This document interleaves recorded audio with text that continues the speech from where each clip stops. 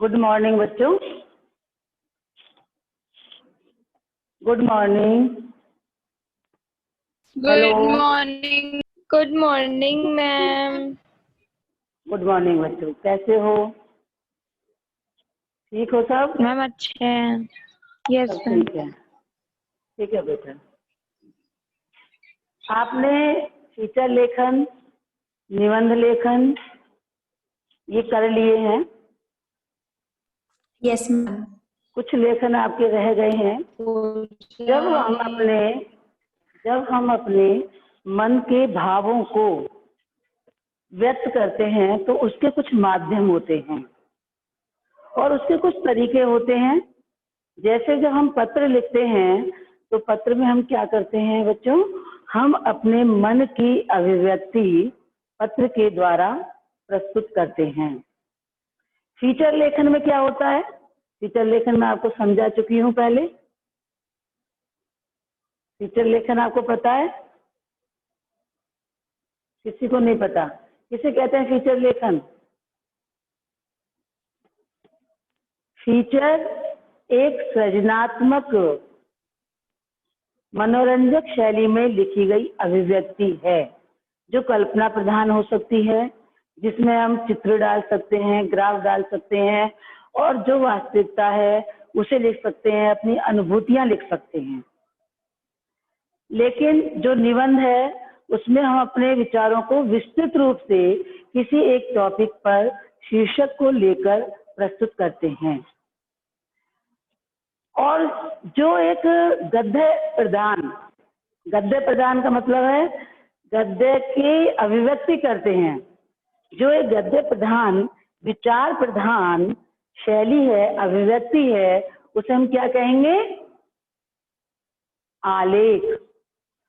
जो हमारी गद्य प्रधान विचार प्रधान अभिव्यक्ति होती है, जो बहुत विस्तृत नहीं होती लेकिन जो तथ्यात्मक होती है, जिसमें आंकड़ों की आवश्यकता होती है, उसे हम कहते हैं आलेख लेखन। तो आज का हमारा विषय रहेगा आलेख लेखन। क्या रहेगा? आलेख लेखन। क्या पढ़ेंगे आज हम? आलेख लेखन। आलेख लिखना। फीचर लिखने सबको आते हैं? Yes ma'am. ये आपका यस मैम। निकल गया। तो अब इसकी परिभाषा हमको समझ में आ गई। कोई बच्चा बताएगा जो मैंने अभी बताई? कौन बताएगा? गद्य प्रधान शैली को आलेख लेखन कहते हैं। किसी एक विषय पर लिख लीजिए या समझ लीजिए, किसी एक विषय पर विचार प्रधान एवं गद्य प्रधान अभिव्यक्ति को आलेख लेखन कहते हैं। क्या लिखेंगे इसकी परिभाषा? किसी एक विषय पर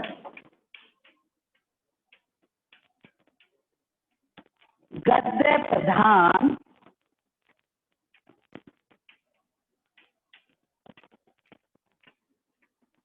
एवं विचार प्रधान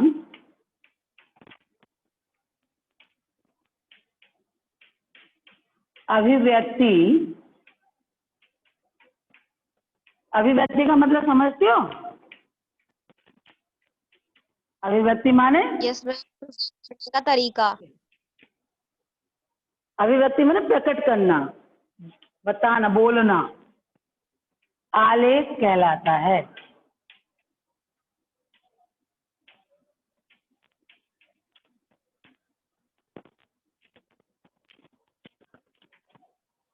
निबंध को भी हम गद्य प्रधान विचार प्रधान लेख कहते हैं। लेकिन जो निबंध है उसमें जो शीर्षक दिया हुआ होता है उसमें हम विस्तृत वर्णन उसका करते हैं।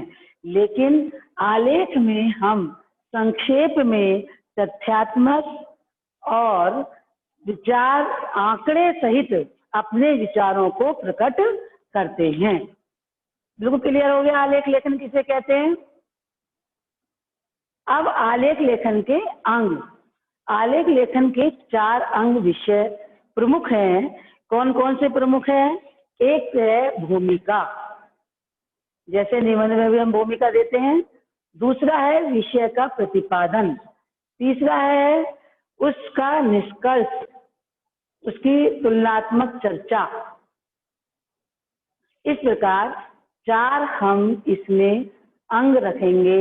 इसके प्रमुख विषय 4 हैं। ये भी आप लिख लीजिए कि आलेख के प्रमुख अंग।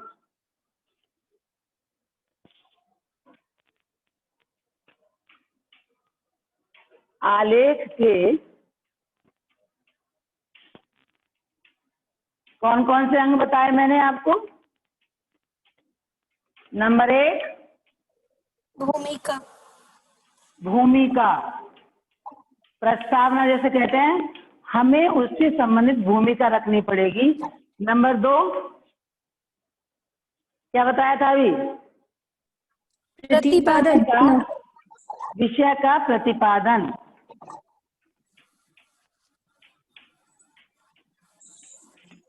नंबर 3 विषय की गुणवत्ता बताना, उसकी तुलनात्मक चर्चा।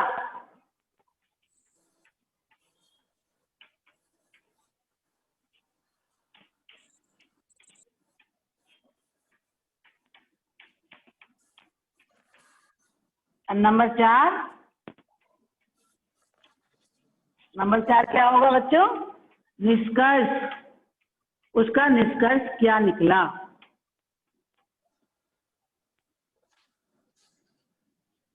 ये इसके 4 अंग हैं। जब भी हमें कोई टॉपिक मिलता है, सबसे पहले हम उसकी भूमिका बनाएंगे, फिर उसके लिए सारे आंकड़े इकट्ठे करेंगे, फिर उसके विषय का प्रतिपादन करेंगे, उसमें क्या पूछ रहा है वो, हमें क्या बताना है। फिर उसकी तुलनात्मक चर्चा करेंगे। तुलनात्मक चर्चा मतलब ये जैसे समसामयिक समस्या होती है, जो हमारी संपादकीय पृष्ठ होता है, उस पर ये आलेख आते हैं अधिकतर, क्योंकि ये समसामयिक समस्याओं के ऊपर ही लिखे जाते हैं। अपने विचारों को सब अलग अलग रूप से प्रस्तुत करते हैं। तो उसकी तुलनात्मक चर्चा करेंगे और फिर उसका निष्कर्ष निकालेंगे कि वास्तव में क्या होना चाहिए। इस प्रकार इसके 4 अंग होते हैं। यदि हम फीचर लिखते हैं तो उसके भी नियम है, निबंध लिखते हैं उसके नियम है, आलेख लिखेंगे उसके भी नियम हैं, क्योंकि आलेख आपने शायद 11th में भी नहीं किया था। इतनी बात समझ में आ गई कि हमें इन 4 टॉपिक को ध्यान में रखते हुए अपना आलेख लिखना है। अब है आलेख रचना करते समय कुछ बातें ध्यान में रखनी चाहिए। क्या क्या ध्यान में रखनी चाहिए आप बताइए। हम किसी चीज को लिखते हैं तो उसमें क्या आवश्यक है? कुछ विषय ऐसे भी हैं जो आपके फीचर की तरह हैं, निबंध की तरह हैं।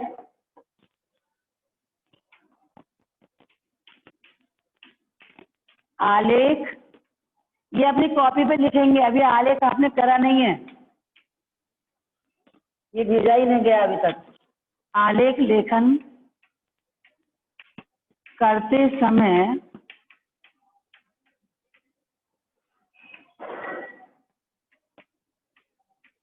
ध्यान रखने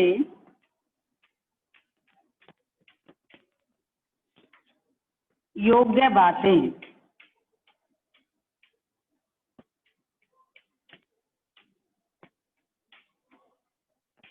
बताइए आपको सबसे अच्छा जब आप लिखेंगे तो किस बात का ध्यान रखेंगे? जब आप लिखेंगे तो आप किस बात का ध्यान रखेंगे? मैम आलेख को लिखते हुए हमें मतलब इसमें बिल्कुल सच्ची घटना देनी होती है, बिल्कुल एग्जैक्ट चीज लिखनी पड़ती है, ये नहीं कि हम कुछ भी लिख दें। बिल्कुल सही बात है। नंबर 1 इन्होंने सही बताया कि आलेख ऐसा नहीं है कि कल्पना प्रधान होता है। आलेख ऐसा नहीं है कि हम अपने मन से कुछ भी डाल दें, मनोरंजक शैली में लिख दें, कल्पनाशील हो, ऐसा भी नहीं है। तथ्यात्मक होता है, जो वास्तविकता होती है हमें उसे ही लिखना होता है। क्लियर हो गया आपको? ब्लैक बोर्ड पे लिखने की तो आवश्यकता नहीं है। लिखूं? बताइए जल्दी। ये ध्यान रखने योग्य बातें ब्लैक बोर्ड पे लिखूं या आप ऐसे ही समझ लेंगे? मैम ऐसे ही समझ लेंगे। ऐसे समझ लेंगे। तो नंबर 1 बात हो गई कि ये तथ्यात्मक होता है, इसमें वास्तविकता का ध्यान रखा जाता है, इसमें आंकड़े इकट्ठे करने पड़ते हैं, इसमें हम कुछ भी अपने मन से, कल्पना से, मनोरंजक शैली में नहीं लिख सकते। और कोई बताइए दूसरी क्या विशेषता है? मैम आलेख भूतकाल में लिखा जाता है। आलेख भूतकाल में लिखा जाता है, बिल्कुल सही बात है। जैसे रिपोर्ट लिखी जाती है तो आलेख भूतकाल में लिखेंगे, क्यों? क्यों नहीं लिख सकते वर्तमान काल में? क्योंकि मैम रिपोर्ट जो होती है हर चीज की बाद में आती है। तो रिपोर्ट ही तो लिखेंगे, आलेख तो हम अभी लिख सकते हैं। मानो आपको आ जाए कि भारतीय कृषि की क्या चुनौतियां हैं, तो आप क्या लिखेंगे? लिख सकते हैं, इसमें पास्ट में भी लिख सकते हैं, थी कोई लिखेंगे।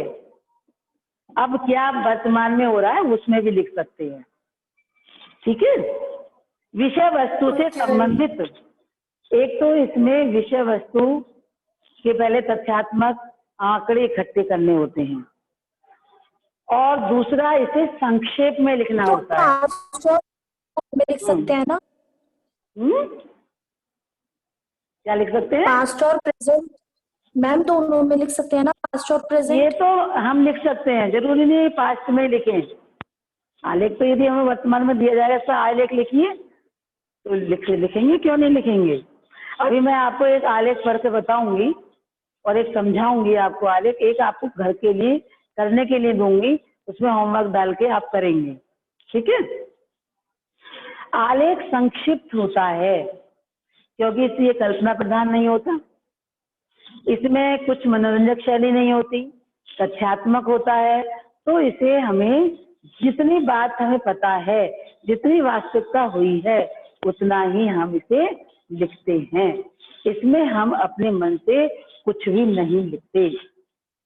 अगला, इसे श्रृंखलाबद्ध होना चाहिए। ये नहीं पहले कुछ और बात लिख दिया कि हम वहां गए, हमने वहां देखा, फिर ऐसा हुआ, फिर बाद में लिख दो कि वहां घटना घटी। ऐसा नहीं। कैसा होना चाहिए? ये लेख श्रृंखलाबद्ध होना चाहिए। और भाषा कैसी होनी चाहिए इसकी? सरल, बोधगम्य बोलचाल की, जिससे सबको सरलता से समझ में आ जाए। इस बात का हमें विशेष ध्यान रखना होता है। अगला, लेख की और प्रस्तावना में और समापन में, निष्कर्ष में रोचकता होनी चाहिए, नीरसता नहीं होनी चाहिए। कोई भी पाठक, कोई भी सामग्री, कोई भी साहित्य तब पढ़ता है जब सबसे पहले तो उसका शीर्षक अच्छा हो या उसकी शुरुआत बहुत अच्छी हो, जिससे हमारी जिज्ञासा बने कि इसे पढ़े आगे क्या है। तो उसका प्रारंभ जो प्रस्तावना है वो, और उसका समापन निष्कर्ष, इसमें रोचकता होनी चाहिए। ये नहीं कि बिल्कुल नीरस भाषा में हम उसे लिख दे। विरोधाभास नहीं होना चाहिए, दोहरापन नहीं होना चाहिए कि हम बात कह रहे हैं फिर अपनी बात को अपना आप ही काट रहे हैं। और जो तथ्य हैं वो सही होने चाहिए। ये नहीं मनगढ़ंत कुछ भी हम लिख दें, किसी ने कह दिया ऐसा हुआ वैसे लिख दें, ऐसा नहीं। पहले उसका पूरा विश्लेषण करना है, जानकारी लेनी है, क्या सही बात है, तभी हम इसे लिखेंगे। तो इन सब बातों का हमें विशेष ध्यान रखना होता है। क्लियर हो गया आपको? समझ में आया या नहीं? आलेख लेखन इतनी बात समझ में आ गई? आगे चलें? कोई उदाहरण दूं मैं आपको? मैम एक बार वो श्रृंखला वाले समझा दीजिए। क्या समझा दूं? क्या समझा दूं? जो आपने पॉइंट बोला था कि श्रृंखला होना चाहिए। श्रृंखलाबद्ध। श्रृंखलाबद्ध का मतलब है कि हम उसे क्रम से दें। कब घटना घटी, कैसे घटी, कहाँ घटी, ऐसे उसको क्रम से दें। ऐसा नहीं जैसे मानो हम दीपावली का निबंध लिख रहे हैं और हम यदि प्रस्तावना नहीं बनाते तो बच्चे क्या करते हैं, सबसे पहले लिख देते हैं दीपावली कार्तिक में मनाई जाती है और इसमें लक्ष्मी जी का पूजन होता है और इसमें हम खूब पटाखे चुराते हैं, मिठाइयाँ खाते हैं। जबकि होना क्या चाहिए? होना क्या चाहिए? नहीं, मैं जिस दिन बनाती हूँ चला भी थोड़ी देर साथ में, तो उस दिन वो मुझे रोटी नहीं दी। मैं इसकी आवाज आपस में बच्चों किसकी आवाज आ रही है बीच में? अपना माइक ऑफ कर लो। मैम ईशा का ऑडियो खुल रहा है। माइक ऑफ करिए और आपस में बोलिए।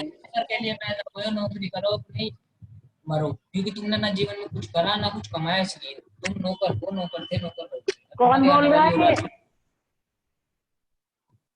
इसमें कोई नहीं बोलेगा बेटा, अपना माइक ऑफ कर दो। क्लास में कोई आवाज नहीं आनी चाहिए। तो हमें क्रम में लिखना है आलेख में कि वास्तव में क्या क्या हो रहा है। ऐसे नहीं कि पीछे की बात हम पहले लिख दें और पहले की बात हम बाद में लिख दें। इसे हम कहते हैं श्रृंखलाबद्ध।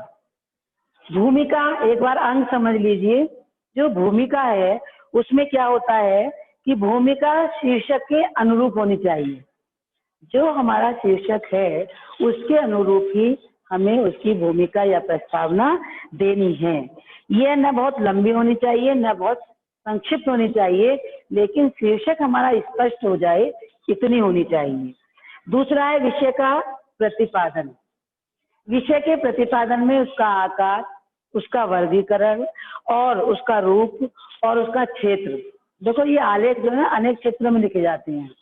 जैसे खेल में लिखे जा सकते हैं, सामाजिक हो सकते हैं, राजनीतिक हो सकते हैं और अर्थ पर लिखे जा सकते हैं, फिल्म में लिखे जा सकते हैं। तो जितने भी क्षेत्र में लिखे जाते हैं तो विषय वस्तु में उसका विस्तार होना चाहिए, उसका वर्गीकरण स्पष्ट होना चाहिए, आकार होना चाहिए, वर्गीकरण होना चाहिए और उसका रूप और क्षेत्र सारे स्पष्ट होने चाहिए जब हम क्या करते हैं, विषय का प्रतिपादन करते हैं। क्रमिक विकास होना चाहिए। क्रमिक विकास का मतलब वही हो गया, श्रृंखलाबद्ध होना चाहिए और विषय में क्रमबद्धता होनी चाहिए, तारतम्यता होनी चाहिए, मतलब लिंक उसका टूटना नहीं चाहिए। और तुलनात्मक चर्चा में जो आपकी विषय वस्तु है उसका तुलनात्मक विश्लेषण किया जाता है कि वास्तव में हमने जो कहा है, जो हम देख रहे हैं, पढ़ रहे हैं और जैसा समाज में हो रहा है वैसा ही हमने लिखा है या नहीं, वो वास्तविकता है या नहीं। तो वो तुलनात्मक विश्लेषण जरूर किया जाना चाहिए। और अंत में विषय का निष्कर्ष, जिसे हम समापन भी कह सकते हैं, वो प्रस्तुत होना चाहिए। इस प्रकार जब हम आलेख लिखेंगे, कोई भी आपको विषय आएगा तो इन 4 बातों का विशेष ध्यान रखना चाहिए। अब मानो एक आप आलेख लिखेंगे, मैं उसमें होमवर्क में दे रही हूँ, भारतीय कृषि की चुनौती। सब नोट कर लीजिए, भारतीय कृषि की चुनौती विषय पर आपको आलेख लिखना है। जैसे मैं आपको एक आलेख बताऊं, जैसे भारत का बदलता चेहरा, इस पर आपको आलेख आ जाए तो आप क्या लिखेंगे? सबसे पहले क्या लिखेंगे कि भारत 21वीं सदी में है, आने वाली 20वीं सदी के बाद का जो दशक है वो समाप्त हो चुका है उसका, और अगला दशक हमारा प्रारंभ हो चुका है। 2001 में जो आप आंकड़े कैसे इकट्ठे करेंगे भारत का, कि पहले हमारी क्या स्थिति थी, हमारी आर्थिक व्यवस्था कैसी थी, हमारी सामाजिक कैसी थी, विदेश में हमारी कैसी स्थिति थी, हमें लोग कैसा मानते थे और आज क्या है। आज हमारी स्थिति कैसी हो गई है, उन सब का वर्णन भारत का बदलता चेहरा उसमें देखेंगे। जैसे हमारे माननीय प्रधानमंत्री मोदी जी ने कितनी सारी योजनाएं लागू की, उससे हमारे देश का, हमारे भारत का चेहरा बदला या नहीं, बताइए आप। हमारी स्थिति में पहले से परिवर्तन आया है या नहीं? Yes ma'am. मैम आया है, यस मैम। सब स्थिति में आया है। ये कोरोना की वजह से जरूर आर्थिक मंदी हो गई है, लेकिन हर क्षेत्र में हमारा विकास हुआ है। तो उसमें हम क्या लिखेंगे, पहले भूमिका लिख देंगे कि इस दशक में आ गया है, भारत हमारा ऐसा है। फिर हम इसका प्रतिपादन करेंगे, पूरा आंकड़े इकट्ठे कर लिए कि मतलब 2001 में क्या माना गया था हमारा भारत, और जो उस समय कौन थे, अमेरिका सबसे ज्यादा विकसित देश किसको माना जाता है? अमेरिका को माना जाता है। तो कौन थे उस समय? बराक ओबामा थे। उन्होंने क्या बताया और आज हमारी स्थिति क्या हो गई है, वो सारा प्रतिपादन हम विषय वस्तु में करेंगे। तुलनात्मक अध्ययन कैसे करेंगे और देशों से। पहले हमारे देशों में हम बाहर जाते थे तो हमारे लोगों को कोई इज्जत नहीं मिलती थी। हमारे देश में इतने विकास नहीं हुए थे जितने विकास अब हो गए हैं हर क्षेत्र में, चाहे वो कृषि का क्षेत्र है, चाहे वो मेडिकल चिकित्सा का क्षेत्र है, चाहे वो आपका व्यवसाय का क्षेत्र है। सब क्षेत्रों में हमारा कितना विकास हुआ है उसका वर्णन करेंगे और फिर निष्कर्ष कर देंगे कि प्रयासरत है भारत, और आगे उसका वो और आगे प्रयास करेगा और आगे उसकी उन्नति होगी और विकास होगा। इस प्रकार एक हम आलेख लिखेंगे। तो एक आलेख मैंने आपको दिया है, भारतीय कृषि की चुनौती। इसमें आप क्या लिखेंगे बताइए, कोई जिसको थोड़ा बहुत समझ में आ गया है वो लिखेंगे। बहुत सारी चुनौती है किसान के सामने कृषि की। खाद्य सामग्री के दाम दिन दूने रात चौगुने बढ़ते जा रहे हैं और कृषि के लिए बहुत चुनौतियां हैं। क्या क्या लिखेंगे आप इसमें, कोई थोड़ा सा बता दो जिससे आप लिख सको। मैम सिंपल लैंग्वेज में बता दें। एक बच्चा बोलेगा, बस माइक खोलो अपना, एक बच्चा बोलेगा और कैमरा भी ऑन कर लो तो मुझे बहुत अच्छा लगेगा। बच्चों क्यों नहीं कैमरा ऑन करते आप, बताइए। सबसे पहले आप शुरुआत कैसे करेंगे, जैसे मैंने आपको बताया अभी कि आजकल खाद्य पदार्थों के दाम बहुत बढ़ गए हैं। महंगाई इतनी बढ़ गई है कि दुनिया में भुखमरी ने पैर पसार रही है, भुखमरी, और हम सब इस कगार पर हैं। तो क्या क्या चुनौतियां हैं कृषि के लिए? जलवायु परिवर्तन से संबंधित विशेषज्ञ आगाह करते हैं, भाई क्या हो रहा है, हम प्रकृति से छेड़छाड़ करते हैं। प्रकृति से छेड़छाड़ करते हैं तो क्या होता है, प्रकृति में परिवर्तन होता है, समस्याएं आती हैं, कभी भूकंप आ जाते हैं, कभी बाढ़ आ जाती है, बहुत सारी समस्याएं हमारे सामने आ रहा है। वर्षा नहीं होती, अकाल पड़ेगा, ऐसा भी भविष्यवाणी है लोगों की। जैसे जैसे कलयुग बढ़ता जा रहा है वैसे वैसे हमारी समस्याएं आती जा रही हैं। तो वो सारी समस्याएं हम इसमें लिखेंगे। तो कृषि की के सामने बहुत सारी चुनौतियां हैं। चाहे प्रधानमंत्री जी ने बहुत सारी व्यवस्थाएं बनाई हैं, बहुत सारी योजनाएं लागू की हैं, लेकिन हमारे सामने कृषि की क्या क्या चुनौतियां हैं वो हम सब लिखेंगे। फिर अन्य देशों से उसका तुलनात्मक अध्ययन करेंगे, फिर विश्लेषण करेंगे और फिर बाद में निष्कर्ष लिखेंगे। इस प्रकार आपको इस टॉपिक को लिखना है। और कल मैं आपको लिख के रख लेना, किसी भी बच्चे का नाम लेकर आप देख के ही बोल देना चाहें, वो मुझे कल सुनाएगा, क्योंकि हम आपको वीडियो बना के भेज रहे हैं या हम क्लास ले रहे हैं। आप लोग ना तो अपने फेस दिखाते हैं और ना क्वेश्चन ज्यादा पूछते हैं और ना आप उत्तर देते हैं। तो कल के लिए मैंने होमवर्क दिया है, ये आपको जरूर करना है। इसमें कोई बात समझ में नहीं आई तो आप मुझसे पूछ लीजिए, मैं आपको बता दूंगी। कुछ पूछना है?